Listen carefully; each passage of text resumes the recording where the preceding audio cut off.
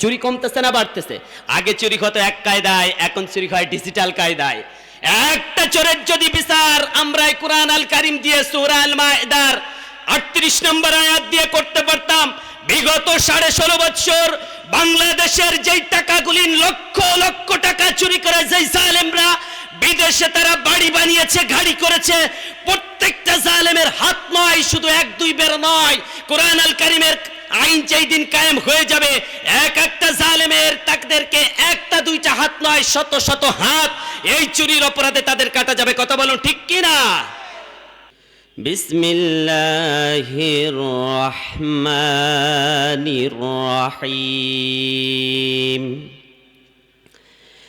أم حسبت أن أصحاب الكهف والرقيم كانوا من آياتنا عجبا إذا والفتية إلى الكهف فقالوا ربنا آتنا من لدنك رحمة وهيئ لنا من أمرنا رشدا صدق الله العظيم। নারায়ে তাকবীর। প্রধান অতিথির আগমন, আসসালাম, স্বাগতম, লাল গোলাপ শুভেচ্ছা।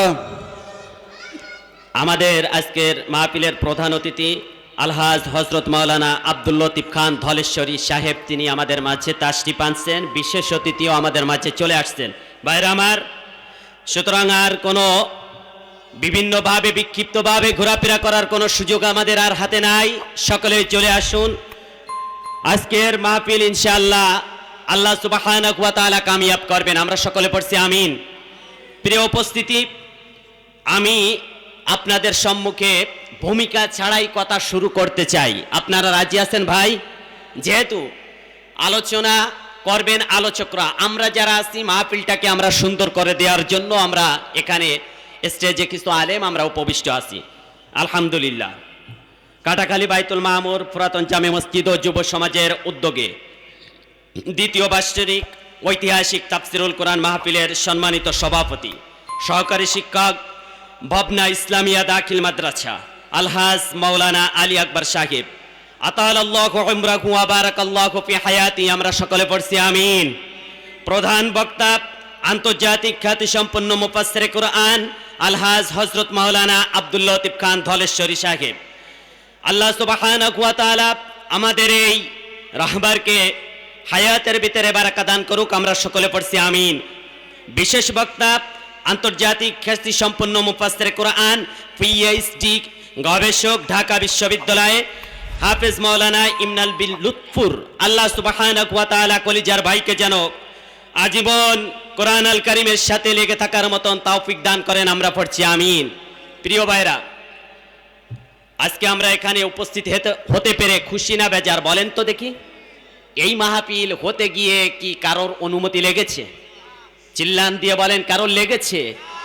আজ থেকে আমরা 6 থেকে 7 মাস আগে দেখেছি একটা কোরআনের মাহফিল হতে গেলে পরে ওসি অনুমতি দেয় তো ডিসি বন্ধ করে, ডিসি অনুমতি দেয় তো এমপি বন্ধ করে, এমপি অনুমতি দেয় তো চেয়ারম্যান বন্ধ করে, চেয়ারম্যান অনুমতি দেয় তো মেম্বার বন্ধ করে। একজনের নাম উপরে দেওয়া হয়েছে, নিচেই যার নাম দেওয়া হয়েছে তিনি বন্ধ করে দেয়। কথা বলেন আছে না নাই?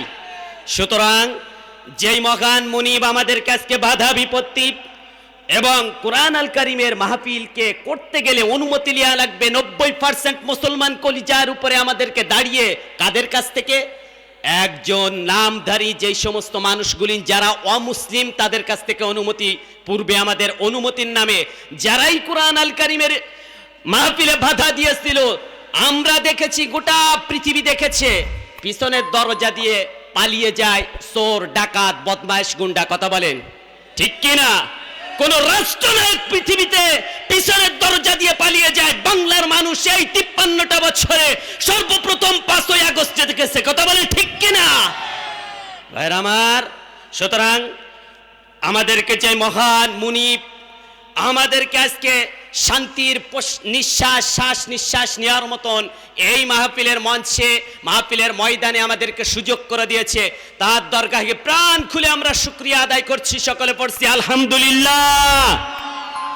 আবার বলেন রব্বানা লাকাল হামদ হামদান কাসীরান তাইয়্যিবান মুবারাকান ফীহি ইয়া রব্বি কামা ইয়ানবাগি লিজালালি ওয়াজহিকা ওয়া আযীমি সুলতানিক। শুকরিয়া আদায় করেছি কার? চিৎকার দিয়ে বলেন কার? খুশি হয়েছেন কে? বেজার হয়েছেন কে? শয়তান। বলেন তো দেখি, শয়তান একেবারেই বিদায় নিয়েছে নাকি শয়তান আরো আছে? আছে কিনা? তা না হলে পরে আপনারা দেখতে পাচ্ছেন বিভিন্ন জায়গায় কোরআন আল কারীমের কথাগুলো যখন আলেমরা এই মঞ্চে বসেছে কথা বলে, তখন যখন এক ব্যক্তি যারা ছিলেন একটা দলীয় ব্যক্তিগুলিন তারা কোরআন আল কারীমের বাধা দেওয়ার কারণে গোটা বাংলার 56,000 বর্গ কিলোমিটার আল্লাহ সুবহানাহু ওয়া তাআলা তাদেরকে এমন ভাবে বিতাড়িত করে দিয়েছে, তাদেরকে বাধাগ্রস্ত করেছে, তারা এখন আমাদের কাছ থেকে অনুমতি নিয়ে রাস্তাঘাটে বের হয়। কথা বলেন ঠিক কিনা? আমার ভাইরা, ভূমিকায় সময় নষ্ট করার কোনো সুযোগ নাই।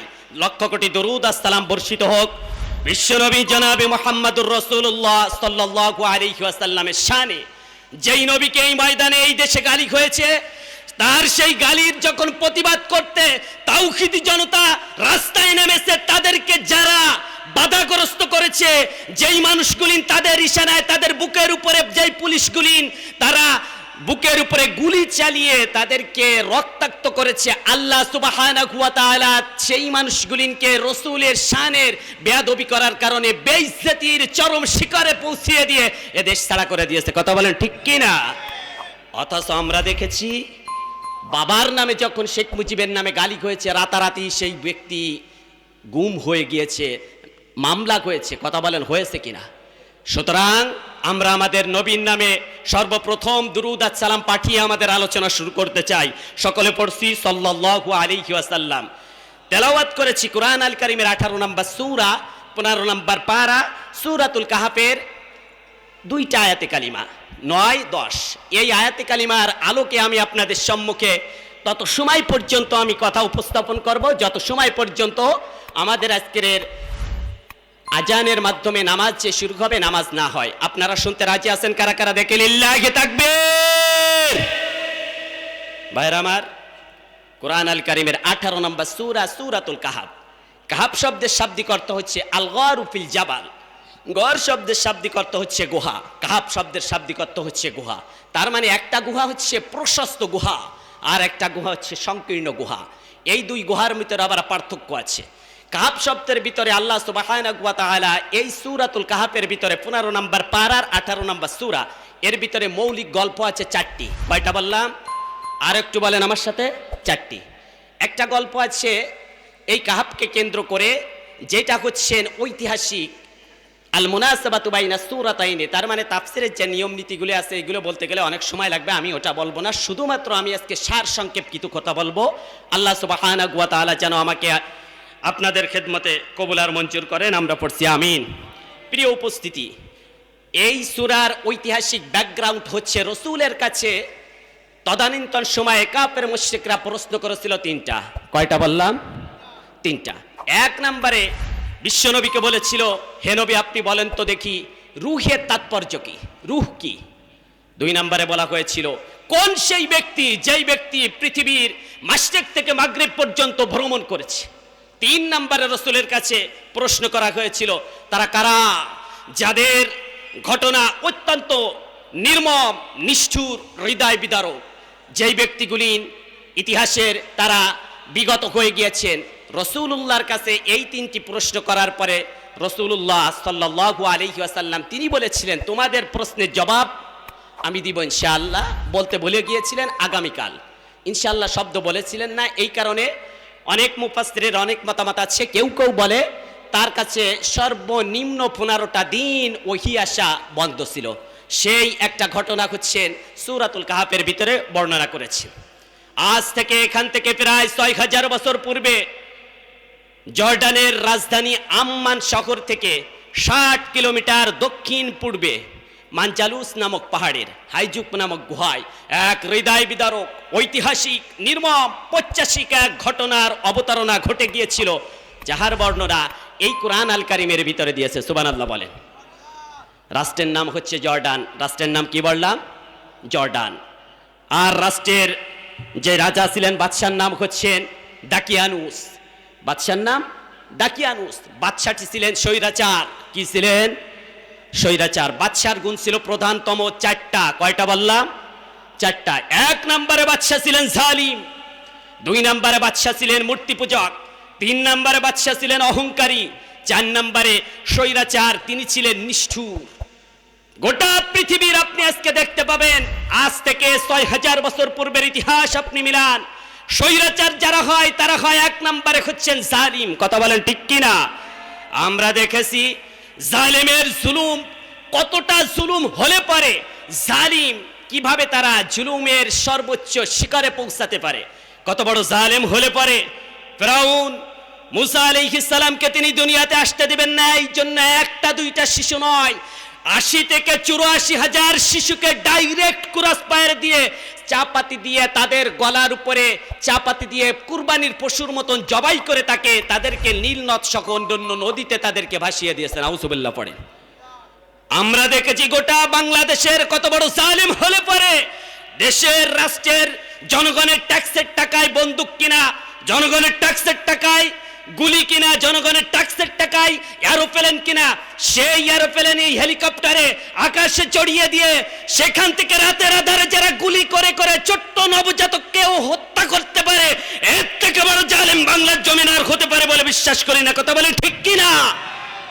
ভাইরা আমার, এই জন্য স্বৈরাচার যারা হয়, স্বৈরাচারের গুণ প্রধানত 4টা। কয়টা বললাম?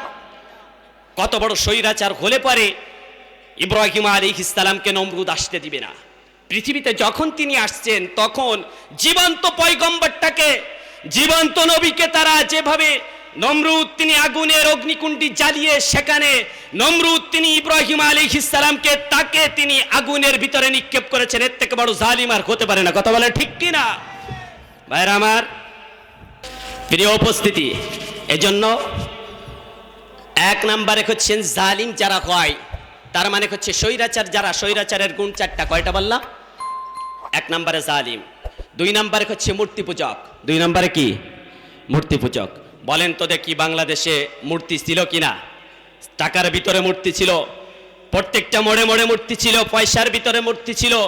ভাস্কর্যের নামে গোটা বাংলাদেশে 1টা 2টা টাকা নয়, যেই সময় বাংলাদেশে 30 টাকার পেঁয়াজ মানুষ 300 টাকা দিয়ে কিনে খায়, যেই সময় মানুষ 40 টাকার চিনি মানুষ 140 টাকা দিয়ে কিনে খায়, সেই সময় স্বৈরাচার তিনি ভাস্কর্যের নামে আর তার বাবার ছবি আর নিজের ছবি গোটা বাংলা দিয়ে তিনি সাজিয়েছেন। 1টা 2টা টাকা নয়, 450 কোটি টাকা খরচ করে জনগণের ট্যাক্সের টাকায় তিনি গোটা দেশটাকে মূর্তির দেশে পরিণত করেছিল। কথা বলেন ঠিক কিনা?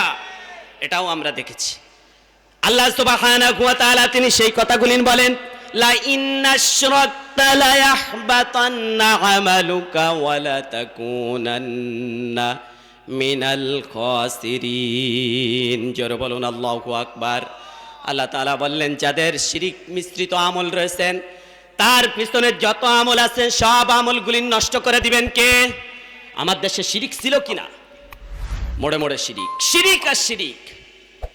আমার ভাইরা, এই জন্য শিরিক আপনি যদি দেখেন, এখান থেকে আজ আমরা যদি একটু পূর্বে ফিরে যাই, এই শিরিক করার জন্য যখন আলেম সমাজ তারা বলল যে বাবা তোমরা এখানে তোমাদের মূর্তির নামে, তোমার বাবার মূর্তির নামে তুমি এটা প্রতিষ্ঠিত করো না, কত আলেমকে তারা এইটার দেওয়ার কারণে হামলা মামলা দিয়েছে। ছিল কিনা? কথা বলেন, ছিল কিনা? ছিল। ভাইরা আমার, এজন্য আমি যেহেতু মাহফিলটা সুন্দর করার জন্য আপনাদের সকলের কাছে আবার করজোড়ে মিনতি করব, আপনারা সকলেই চলে আসুন। কোরআন আল কারিমের মাহফিল এটা জান্নাতি বাগান। সময় সংক্ষেপ, এই সংক্ষেপ সময়ের কারণে আলোচনা, দীর্ঘ আলোচনা, এর ভিতরে যে কথাগুলি আছে একটা দুইটা নয়, শত শত কথা এর ভিতরে লুকিয়ে রয়েছেন। সুবহানাল্লাহ বলেন। আল্লাহ সুবহানাহু ওয়া তাআলা এই কোরআনটা আমাদেরকে কেন দিয়েছে বলেন তো দেখি? শুধুমাত্র আমাদের ঘরের উপরে, তাকের উপরে রেখে দেওয়ার জন্য, নাকি কোরআনের বিধানটা কায়েম করার জন্য? বলেন তো দেখি, বাংলাদেশে যত ওয়াজ নসিহাত হচ্ছে তত চুরি কমতেছে না বাড়তেছে? কথা বলেন। চুরি কমতেছে না বাড়তেছে? আগে চুরি হতো এক কায়দায়, এখন চুরি হয় ডিজিটাল কায়দায়। একটা চোরের যদি বিচার আমরা এই কোরআন আল কারীম দিয়ে সূরা আল মাইদার 38 নম্বর আয়াত দিয়ে করতে পারতাম, বিগত 16.5 বছর বাংলাদেশের যেই টাকাগুলি লক্ষ লক্ষ টাকা চুরি করে যেই জালেমরা বিদেশে তারা বাড়ি বানিয়েছে, গাড়ি করেছে, প্রত্যেকটা জালেমের হাত নয়, শুধু 1-2 বের নয়, কোরআন আল কারীমের আইন যেই দিন কায়েম হয়ে যাবে, এক একটা জালেমের তাদেরকে একটা দুইটা হাত নয়, শত শত হাত এই চুরির অপরাধে তাদের কাটা যাবে। কথা বলুন ঠিক কি না? বলেন তো দেখি, বাংলাদেশে ওয়াজ নসিহাত যত হচ্ছে, জেনা বাড়তেছে, পরকিয়া বাড়তেছে না কমতেছে? কথা বলেন। বাড়তেছে না? কোরআন আল কারীমের জিনার আইন আছে না নাই? কথা বলেন, আছে না নাই?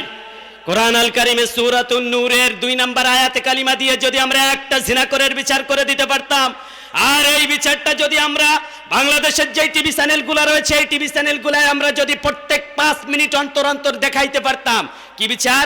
আযানিয়াতু ওয়াযানি ফাজলিদু কুল্লা ওয়াহিদিন মিনহুমা মিআতা জালদা। জিনাকার যদি বিবাহিত হয়ে থাকে তাহলে তাকে কোনো কথা নয়, ডাইরেক্ট তাকে বুক পর্যন্ত পুঁতে দাও, পাথরের আঘাত করে নিক্ষেপ করে তাকে হত্যা করো, ততক্ষণ পর্যন্ত পাথর আঘাত করতে থাকো, হত্যা যতক্ষণ পর্যন্ত সে মৃত্যু নিশ্চিত না হয় ততক্ষণ পর্যন্ত তাকে হত্যা করতে থাকো। বলেন তো দেখি, একটা আইন যদি কার্যকর হয়ে যেত তাহলে বাংলাদেশে কি আর আগামী দিন সকাল থেকে সূর্য ওঠা যেমন সত্য ছিল, জেনা, ব্যভিচার, ধর্ষণ এইগুলা বন্ধ হওয়াও ঠিক অনুরূপভাবে সত্য ছিল? কথা বলে ঠিক কি না? প্রিয় উপস্থিতি, এজন্য আমরা শেষ করতে হবে, যেহেতু কর্তৃপক্ষের একটা নির্দেশ আসছে, আমরা এখানেই শেষ করব। আল্লাহ সুবহানাহু ওয়া তাআলা যেন আমাদের আজকের এই প্রোগ্রামটা, এই মাহফিলটাকে যেন কামিয়াব করেন। আমরা পড়ি আমিন। আমরা আর কত রক্ত দিব, আর কত রক্ত দিব? সেই অবিভক্ত বাংলা থেকে নিয়ে আমরা রক্ত দিয়েছি 47-এ, 52-তে, 71-এ এসে রক্ত দিয়েছি, 2024-এ এসে আমরা রক্ত দিয়েছি। সুতরাং আর কোনো কথা নয়। বাংলাদেশ চালিয়েছে মানুষগুলিন, চালিয়েছে এই মানুষগুলিন। কেউ চালিয়েছে তার বাবার শাসন, কেউ দাদার শাসন, কেউ চালিয়েছে তার বুবুর শাসন, কেউ ভাবির শাসন, কেউ আবার চালিয়েছে তার নিজের মন মতন করে। সুতরাং আর কোনো কথা নয়। আগামী দিনের যেই পার্লামেন্ট আসছে, সেই পার্লামেন্টে আমরা কোরআন আল কারীমের রাষ্ট্র ব্যবস্থা দেখতে চাই। কারা কারা দেখতে চান? দুহাত তুলে আল্লাহকে দেখিয়ে দিন, লিল্লাহি তাকবীর। প্রিয় উপস্থিতি, আমি এখানে শেষ করে দিব, যেহেতু লম্বা আলোচনা আছে। ইনশাআল্লাহ দাওয়াতি মেহমানরা তারা করবেন। আল্লাহ সুবহানাহু ওয়া তাআলা যেন আপনাদের খেদমতে যে কথাগুলি আল্লাহ পাক বের করে দিয়েছেন, আপনাদের দোয়া চাই, দোয়া করবেন, দোয়া করি। আমিন। বারাকাল্লাহু লানা ওয়া লাকুম ফিল কুরআনিল আযীম।